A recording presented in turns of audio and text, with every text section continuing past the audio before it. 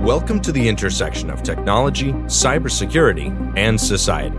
Welcome to ITSP Magazine. You're listening to a new episode of Stories from Space podcast, where your host, Matthew Williams, examines the history of human spaceflight, the breakthroughs that revolutionized our understanding of the universe and our place in it, and the brave individuals who work tirelessly to advance the frontiers of our understanding. Knowledge is power, now more than ever.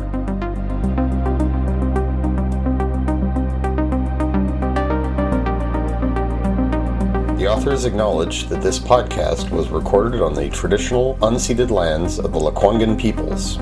One of the first things people should understand about the sky is that every culture on the face of the earth had the connections to the sky because everybody lived under those stars. And prior to the Industrial Revolution, they lived under those skies 24/7. They lived under the skies. There was no light pollution to interfere with their view of the night sky.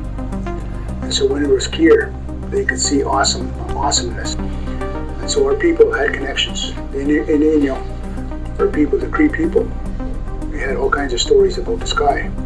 And a lot of them talk about our worldview. A lot of them talk about our philosophy. A lot of them talk about our understanding with reality, our understanding with the universe, and our connections to everything.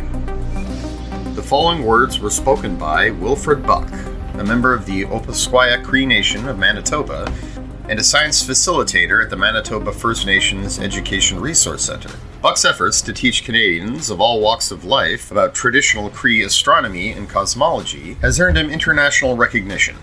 However, he is far from alone when it comes to education and outreach efforts that recognize the contributions of Indigenous astronomers going back tens of thousands of years. In parallel, there are efforts on behalf of the scientific community to recognize these contributions and incorporate them into our naming conventions, star catalogs, and other exploration databases. In the renewed age of space exploration, these are part of a wider effort to finally live up to one of the core principles of human spaceflight. Space, and the exploration thereof, is for the benefit of all humanity. I'm Matt Williams, and this is Stories from Space.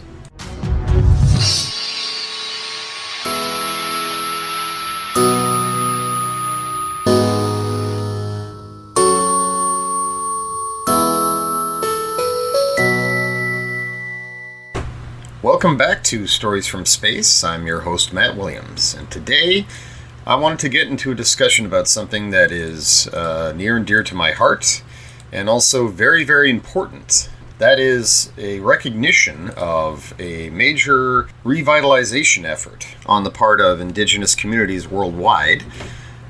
We see this happening in many corners of the world, in Australia, New Zealand, in Canada, and the United States, and many other parts of the world besides.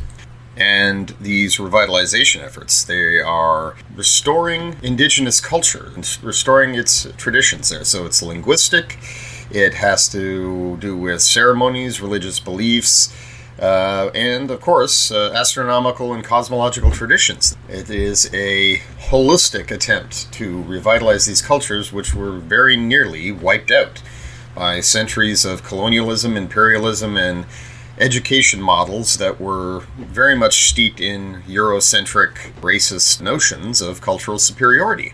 And this has been reflected in modern Western astronomical traditions, especially where naming conventions are concerned. With some exceptions, naming conventions up until recent years have been incredibly Eurocentric in outlook. However, that is changing, and alongside these revitalization efforts, there is a significant effort on behalf of the scientific organizations of the world, such as the International Astronomical Union, in terms of NASA, to recognize and respond accordingly to these efforts. And that is what I want to talk about today. First, addressing some of the traditional beliefs that are being taught and emphasized, and the response of the international community and their attempts to integrate these efforts into astronomical studies and convention. So first of all, to repeat what Buck said, because it cannot be emphasized enough, and it is fundamentally true, it's that the tradition of stargazing, of looking up at the night sky and of seeing patterns in the heavens, in the movement of the stars and of the planets. This is something that goes back to the very beginning of human history. And we're talking 200,000 to a few million years easy. As long as we've been able to look up at the night sky, we have been able to find meaning there and solace and inspiration, and that in turn has inspired every single culture that has ever existed. It's inspired their mythology, their cosmology, their religion, their ancestral beliefs, their ceremonies and practices. And it is, of course, very appalling that these traditions have been suppressed, or that deliberate attempts have been made to extinguish them and suppress them based on racist notions. Especially when one considers the sheer value that these traditions had. And not just to the indigenous peoples, but to our current and modern cosmological models and an understanding of the night sky. As Europeans spread throughout the world and conquering and pillaging and assimilating, they incorporated a great deal of stargazing and cosmological and astronomical knowledge from the people that they colonized, and used it to create what is today the internationally recognized IAU's 88 recognized constellations. But of course, those constellations are very much representative of ancient Greco-Roman traditions. They don't really take into account these other traditions. And these traditions were incredibly vast because, like all cultures, the indigenous peoples of North America, of South America, of the South Pacific, of Australia and Australasia, and of Africa, the motions of the sun and the moon in the sky, the motions of the constellations through the zodiac, the positions of the planets in the night sky, all of these things were seen as, they were used as a calendar, as a means of timekeeping, navigation, and orienteering, and also for ceremonies and feasts and harvests and periods of fasting. They were inextricably bound up with the local culture and the local geography and the entire sense of space, place, meaning, and identity. So they were, in a word, sacred. As has been said, these are not quaint little stories. These are things that came from the same wellspring of creativity that inspired ancient Sumerian and Babylonian, and by extension Greco-Roman cosmology. And it is something that still inspires us to this day. The night sky, the moon, the sun, all the celestial objects, the stars, these belong to no one, and yet they belong to us all in a way, in that they are part of our collective culture and heritage. We all draw the same inspiration and hope by looking up into the cosmos and seeing ourselves out there. A perfect example here is the Northern Lights, or Aurora Borealis. For Indigenous people of Canada, for the Northern Cree, for the Inuit, and many other nations who have witnessed this fantastic phenomenon for tens of thousands of years continuously. That gives a very, very good illustration of how embedded astronomy was to their culture. In fact, the entire ceremonial relationship there, as Blake explained, with the sweat lodge, with songs, with the sun dance, with fasting and ceremonies, a lot of these were in reference to the stars. They had to do with the movement of the stars through the zodiac and the movement of the planets, and in particular, the cycles of the sun. All of these things they understood are very, very much connected to life here on Earth and the patterns that we need to follow in order to not just survive, but thrive as people. Among the Korean Inuit and others, the Northern Lights were seen as something incredibly significant. They didn't just see them as wavy patterns in the sky that were beautiful to behold. They believed that these, in fact, this is where people came from. That they came from the skies themselves, and what you were seeing was spirits who had returned to the sky. They were dancing across it, and so there was a very, very strong connection with that. It's like, here we are on Earth, we look up at the heavens, it's where we came from, down to here, it's where we return, our ancestors are up there. And Wilfred Buck said it very, very well. He was quoted as saying this in an interview with the CBC. He said, "In the wintertime, when these lights were in the sky most prominently, there was a connection to alternate realities, to the spirit world, and that connection was strong."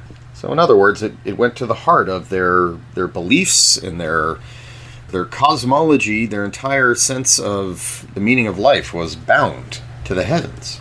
And you can see this with so many other examples there drawn from astronomy, like the Pleiades cluster. That is something that, or the Seven Sisters as we know them in Western cosmology and astrology, this had universal importance to all cultures that were able to actually to witness that cluster in the night sky. And among the Cree, they knew the Pleiades cluster as the Pakon Kisik, which literally means hole in the sky. And what that meant was they believed that this was basically a wormhole in the cosmos, or a gateway to another reality, a spiritual reality. And there too, it was believed that this was the portal through which humanity was introduced to Earth. And again, someday when you die, you return to the sky. So this had very interesting parallels to theoretical physics, like a wormhole, but of course expressed in spiritual terms. But again, when it comes to astronomy and cosmology, the line between these two is rather tenuous and really quite brilliant. The Pleiades cluster, in particular, is a very fantastic source of myth-making and mythology there when you look at indigenous cultures. Any culture that was able to see the Pleiades in the night sky had their own myths surrounding it there. And looking at the indigenous mythology in North America, it is a very, very rich topic. For example, the Blackfoot people, referring to the semi-nomadic people who lived on the Great Plains and hunted the bison. The Pleiades cluster actually plays a very prominent role in their life cycle, in their hunts. It shows the mythological and spiritual dimension of their life cycle, basically. So, in short, the rise of the Pleiades cluster in the night sky, it signaled to the hunters, the Blackfoot nations, to assemble on their hunting grounds and get ready to hunt the bison, because the rise of the Pleiades cluster coincided with the change in the seasons, signaled when the bison would be migrating again. And according to the legend, the Pleiades cluster originated from a bunch of orphans who were rejected by their community, the Lost Boys, and the only friends they had were the dogs who came to visit them as they were out and roaming the Great Plains and trying to survive. And when they died, they became the stars in the night sky. And this angered the Sun Man, who was essentially like a creator figure in this mythology. He was angered by this mistreatment, so he punished the people of the land by triggering a massive drought, which caused the buffalo to disappear. But the dogs, who represent a sort of a messenger spirit in this lore, I believe, they intervened and asked that the Sun Man show mercy upon the people. So the buffalo were restored, but only during the season in which the Pleiades cluster was overhead. One can see that there's a deep connection here, a sort of a morality tale with a connection to real-world events and rituals, and the very things on which that the Blackfoot people depended upon in order to live, thrive, and ultimately maintain their community. For the Iroquois, there's a similar story that says that the Pleiades cluster began as 6 boys who climbed atop a hill and were dancing to a tune that a 7th boy was singing. And on one occasion, they danced so fast and so energetically that they became so light and began to ascend to the skies, where they became the stars. Yet another great example, and this one also has a very real-world and very physical connection, are the Kiowa people of the Great Plains. And this legend is of the 7 star girls, as it's called. In the story, these 7 girls were being chased by bears, and to take shelter, they climbed atop a low rock. But as they realized it wasn't high enough to save them, They implored the earth to save them, and the rock shot out of the ground and grew higher and higher until they were pushed all the way up into the sky, and they became those stars. Now, this legend is directly connected to a feature in Wyoming, this large butte called the Devil's Tower. And I don't know what the traditional Kiowa name is for that there. It's simply known as Devil's Tower in English. But this is seen as the rock that ascended these girls to heaven, and the grooves on Devil's Tower, part of that natural formation, were said to be the marks of the bear's claws who were trying to climb after them. So a very, very real-world connection. And all of this really highlights the importance of Indigenous astronomy and Indigenous naming conventions, because it's that these were the people who lived here since time immemorial. They were the first and only humans that began living in this land over 40,000 years ago. So yeah, their legends are very much tied to space and place, and the meaning one draws from that. That is the cornerstone of a people's relationship with the land and continuous habitation. And so, as we are occupying this land, these are traditions we must and need to respect. And there really are so many myths and legends there relating to the stars and the wandering stars, in other words, the planets. But Mars is one that is especially fascinating. And again, this came from Blake, who relates in his educational efforts there, he relates the Cree traditions and how they recognize Mars's rather interesting characteristics in the night sky. Those who are familiar with stargazing and planet gazing, they're familiar with retrograde motion. Now, in the case of Mars and also Jupiter and any planet beyond Earth's orbit around the Sun, basically, if you watch Mars, it will orbit in the night sky from west to east, but at certain times during the year, its orbit, its apparent motion, begins to slow down, circle back, and then circle back again and continue on its way. This is something that had baffled and puzzled astronomers in the Western world. For example, the Greeks and everyone up into Copernicus, and it was actually one of the means through which Copernicus was able to argue that the sun was at the center of the cosmos. It's because retrograde motion indicated that, we are orbiting the sun along with Mars, and what we see is its motion in relation to us, not its own independent motion around us. So for the Cree, there were specific names for this. For example, the term Kitom Pampani, which I'm positive I'm not pronouncing right, but in Cree that means literally circle back. And so they recognized Mars's retrograde motion and they tracked it. And there was even a nickname for it known as Muswa Akak, which means moose spirit. And what that refers to is the fact that when a moose is startled, it will double back. It'll circle back around itself and then continue running off. So just like the ancient Mesopotamians and Babylonians and then Greeks, Romans, and Europeans were all tracking the motions of Mars over time, puzzling over this retrograde motion and their attempts to characterize it. The Cree did the exact same thing. They characterized it in familiar and relatable terms. So whereas Ptolemy said that motion we see, that's wheels within wheels, Cree said, well, it's basically doing what animals in the wild that we've known and lived among for since time immemorial. It's a quirk of its behavior. And so, as I mentioned, alongside these revitalization efforts, there are international efforts to recognize these traditions and recognize the contributions they have made.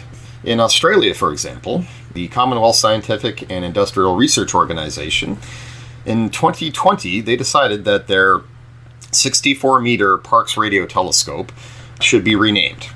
And they decided to give it the traditional name of Muryang, which in the Aborigine tradition, that is where the creator spirit lives. It literally translates to sky world.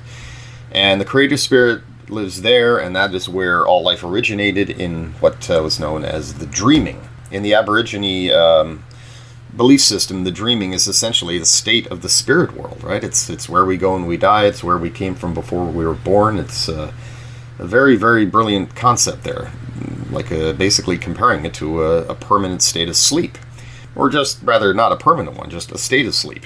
This effort was the result of 2 years of the telescope staff working with the Wiradjuri Nation and the elders to recognize their continuous habitation there for over 65,000 years and how their traditions should be represented by scientific instruments that are on their land.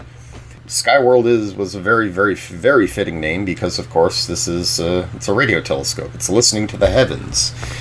And the idea that, someone may be out there parallels the creator myth. Also, 2 other smaller telescopes were also given names from the Wiradjuri belief system.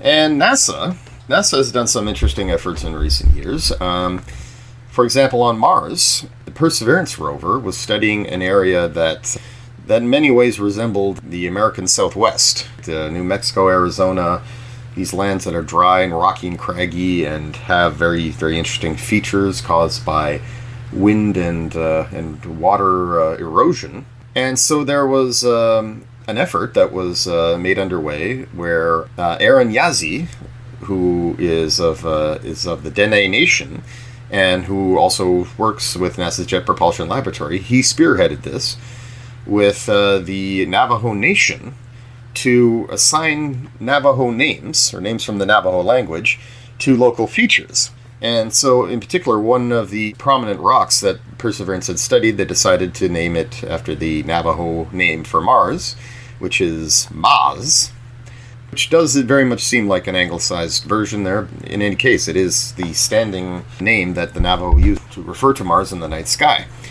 And it was one of 50 names that had been suggested for features that had been studied by Perseverance. In particular, the description of the local terrain. They used a Navajo description, which I will fail to pronounce here, just to warn you, but Tsewozi B. Hazmiz, and which translates to rolling rows of pebbles like waves. It's an actual terrain description used to describe the traditional lands of the Navajo.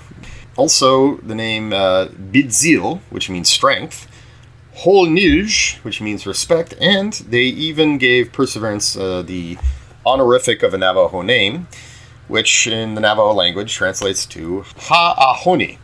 And interestingly enough, this wasn't the first time that indigenous naming conventions were applied to Mars. Within the Gale crater, where the Curiosity rover has been exploring since 2012, an area of rock in the Murray Formation was named Winnipeg, and this was in keeping with naming the features after terrestrial analogs, like Yellowknife Bay resembled what the tundra around Yellowknife looks like. In this case, Winnipeg is a Cree name, which is Wee-Neep, which means muddy water, and that describes the Winnipeg Lake and the Red River, which floods annually and deposits silty water throughout the whole area. So, yeah, here too, we wanted a terrestrial example that resembles what we're looking at here, and this area apparently looks like a cold and muddied area because, yes, it was once a lake bed, the Gale crater, and there is all kinds of sedimentary deposits and clays that formed in the presence of water, so yeah, that apparently was the parallel. But that also demonstrates just how connected, how these names describe a deep connection to the land. And seeing them used in the same way for astronomical purposes is a very lovely, positive development. Last but not least, in 2017, the International Astronomical Union, or IAU, their working group on star names, they assigned 86 new names for stars that were derived from non-Western traditions, and that included Aborigine, Chinese, Coptic, referring to modern-day Ethiopia, Hindu, Mayan, Polynesian, and South African traditions. So, for example, the binary star system in the Scorpius constellation, the stars in question are Mu-1 and Mu-2 Scorpii, and instead they decided to rename them Kamidi Mura and Pipi Rima. These are names derived from the Khoikhoi people of South Africa, which Kami Dimura translates to the eyes of the lion, whereas Pipi Mira is derived from Tahitian mythology, and it refers to twins that ran away from their parents and became stars in the night sky, very similar to a number of North American indigenous origin myths. Meanwhile, the star Theta 2 Tauri, which is a part of the Hyades cluster in the Taurus constellation, was assigned a Mayan name of Chamukui, which refers to a small bird. And 4 other stars were given names from the Aboriginal Australian mythologies. And these were Epsilon Scorpii, Epsilon Crucius, Zeta Phoenicius, and Sigma Canis Majoris, which are now known as Larawag, Ginan, Wuren, and Unurgunite. As a side note, I invite correction on any of these pronunciations, please. Other initiatives include Native Skywatchers, which was founded in 2007 and is dedicated to remembering and revitalizing Indigenous star and Earth knowledge. In 2020, this initiative received a grant from NASA in order to collect and revitalize the ancient stories and traditions of the Lakota, Ojibwe, and other nations. The U.S. National Park Service and International Dark Sky Association have collaborated with Native Skywatchers in order to conduct astrotourism experiences and teach Indigenous astronomy through their parks at Mesa Verde in Colorado and the Voyageurs National Parks in Minnesota. Located outside of Calgary, the Rothney Astrophysical Observatory, which is overseen by the University of Alberta, is working with the local Indigenous communities to teach about the astronomical traditions of the native Cree, Blackfoot, and Métis nations. This is known as the Indigenous Skies Program. Today, universities worldwide are developing the necessary curriculum for certification in Indigenous astronomy. The message behind all of these efforts is clear. The sky is for everyone and always has been. And if the future of humanity lies in space, then that future is for all of humanity. I'm Matt Williams, and this has been Stories from Space.